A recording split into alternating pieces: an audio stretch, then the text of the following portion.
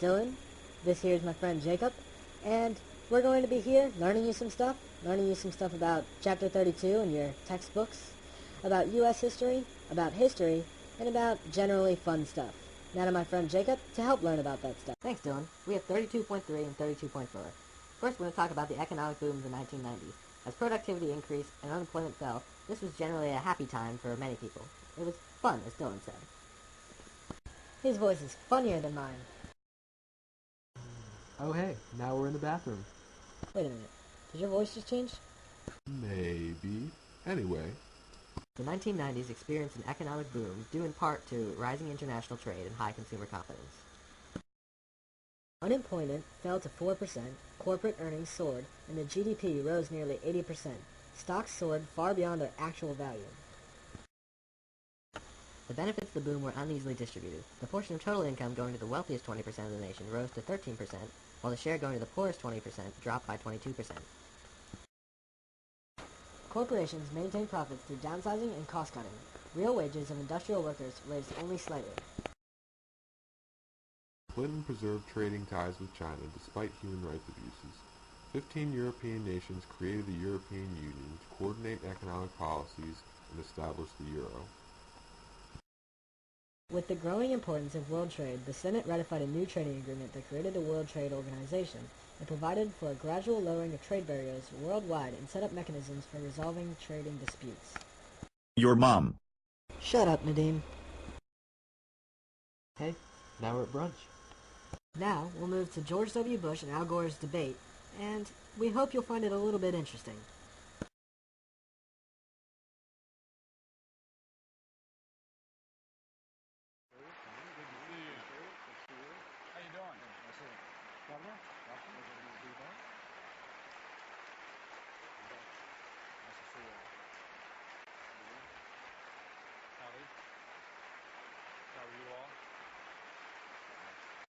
That I can get something positive done on behalf of the people.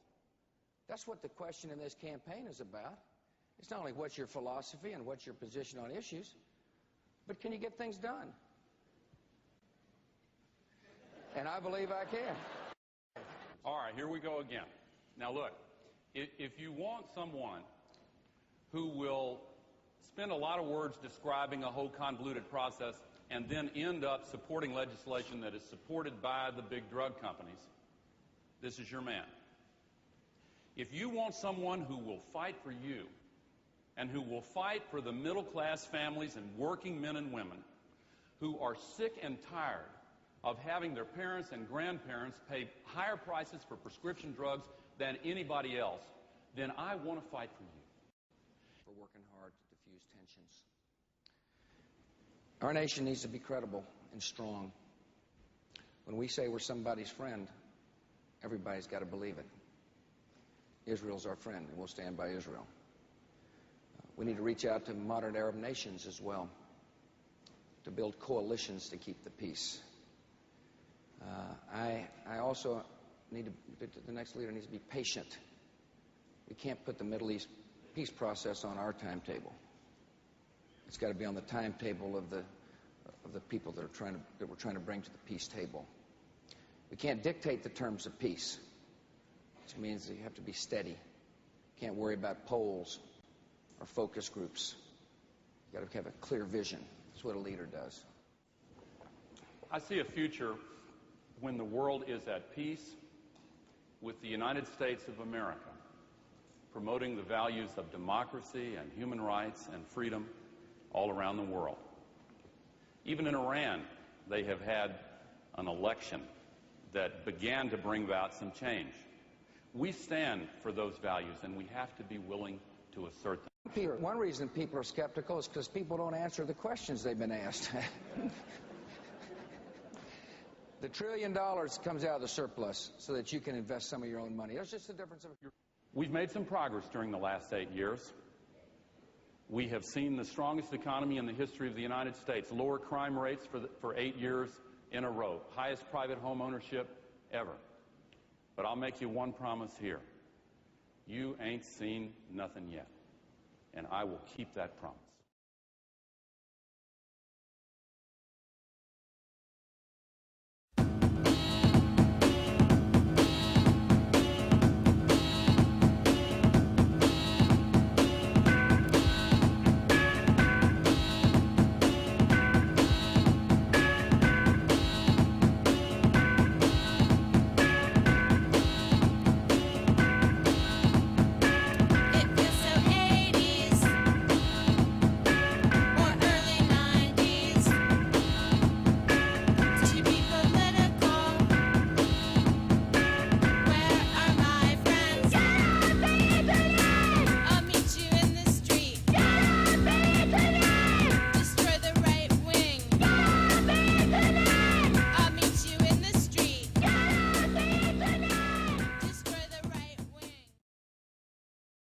We hope you've enjoyed our presentation and maybe learned a thing or two about Chapter 32.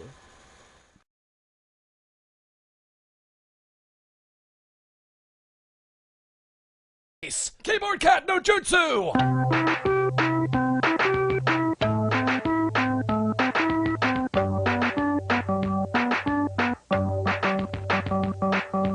That Keyboard Cat joke was a flawless and timely reference to a popular internet meme.